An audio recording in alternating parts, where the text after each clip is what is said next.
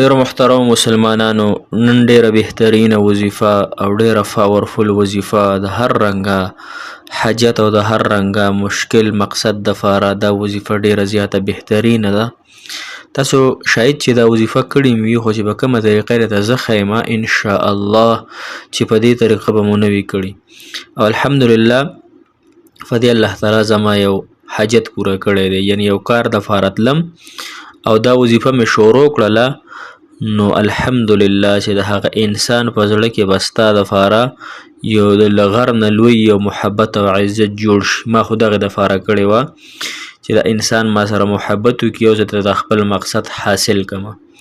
نو هر انسان چې دی دا د یو مقصد د فاره ژوند تیری. د دنیا هم بې مقصد الله تعالی نه د پیدا کړی، د دنیا هم یو مقصد دی او زما او ستا د زندګۍ هم یو مقصد دی عظیم. هغه هر چاته پته ده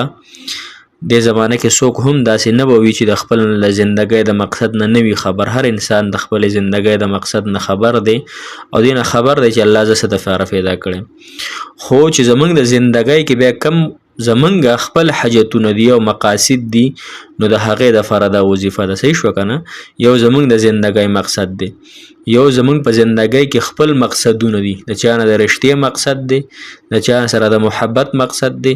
د چا نه هغه د قرض حاصلولو مقصد دی. هر انسان د بل انسان سره چې مینه محبت ساتي نو پس عوض ساتي او د هغه شاته یو مقصد وي. د هر انسان اسې ابد څوک د چا سره یعنی ښځه خاوند دا چې محبت ساتي نو د دوی خپل مقاصد دي. صحیح شوه؟ بچي راوړل دا مقاصد دي، بیا دا بچي عالمان سازول دغه مقاصد دي. یا یو څوک د چا نه قرض غواړي نو دغه قرض چې دا غواړي نو دا د خپل مقصد دپاره غواړي. نو به هر حال هر یو څیز بې مقصده نه دی، هر یو څیز دپاره مقصود یو څیز دی چې دې دپاره دا کار وکړی شي. نو ستاسو د مقصدونو دپاره دا وظیفه انشاءالله کافي ده. السلام علیکم ورحمت الله وبرکاته. ډیره محترم او قابل قدر مسلمانان رونو خویندو، هغه مسافر کم چې بهر وطنونو کې ژوند کوي،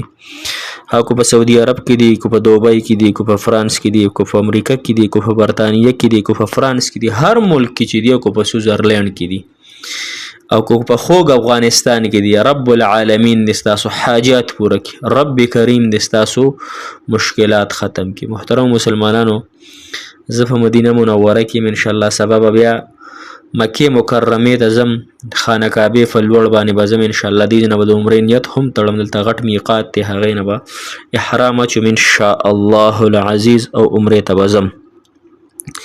خو محترم زه به تاسو ته ډېرې دعاګانې کوم، الحمدلله ما کړي د تاسو ته دي، زه دا دروغ نشم ویلی، خو لهذا تاسو ته ما ډېرې دعاګانې کړي. چاته مې په نوم کړي، د چا نومونه نه راځي، خو دا مې ضرور ویلي چې الله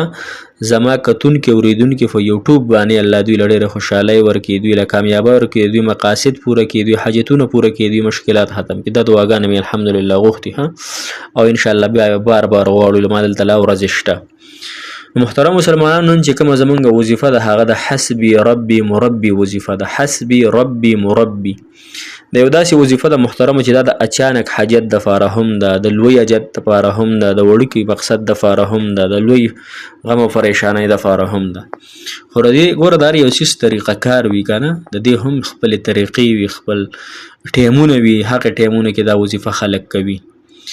نو د دې طریقه دا د محترم مسلمانانو چې دا به تاسو په تعداد د اصحاب بدر وایي یا په تعداد د طالوت علیه السلام په مقابله د جالوت کې یا په مقابله د هغې پیغمبرانو علیه السلام چې هغه الله تعالی ته مقرب وو نو 314 کرته به دا وظیفه تاسو کوئ. حسبي ربي مربي. مخکې به ترې څه نه څه درود شریف چې وویلی شي چې د وظیفه خپل قبولیت مقام ته ورسیږي. درود شریف یو داسې څیز دی چې د انسان دعا مو سره قبولیت درجې ته رسي او د انسان وظیفه هم په منځ کې راګیره شي او د قبولیت درجې ته ورسي. صحیح شوه که نه؟ نو درود شریف به مخکې وروسته 314 پیرې دا وظیفه اوس په کم وخت کې کوئ نو بهترین وخت د تهجد دی. دغه وخت کې رب العالمین لومبني اسمان ته راکوزیږي د خپل شان مطابق یا بل حدیث کې راځي چې فرشتي راځي او اعلان کوي اواز کوي څوک حاجتمند شته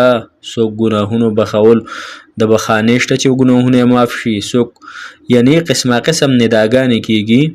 نو هغه ندا کې چې موتاسو را شو دغه وخت کې چې موتاسو په سجده فراته یا د وظیفه کوو نو د بسمره خولې وی الله تعالی بسمره د قبولیت درجه موتاسو تراکي لہذا دغه وخت چې د تهجد ټیم دا ډیر بهترین دی باقی کو څوک د ماخام د مون نفس کوي څوک د سحر مون نفس کوي څوک هر ټیم کولای شي او کې اچانک حاجت ته توي چې اوس اچانک زما د حاجت په مر روان دی یا چا خو لازم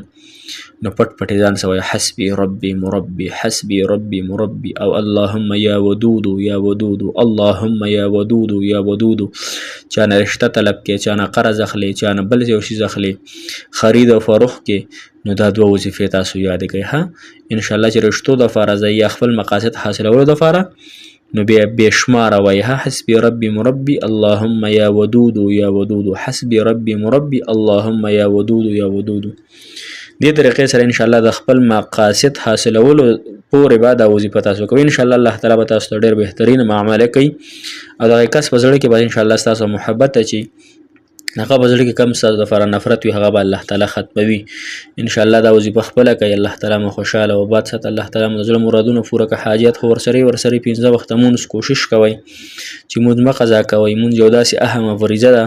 چې دا الله تعالی ته ډیر ټول عبادتونه کې خوخه عبارت ته الله تعالی 15 وخت فرض کړي ها په جمع سره لہذا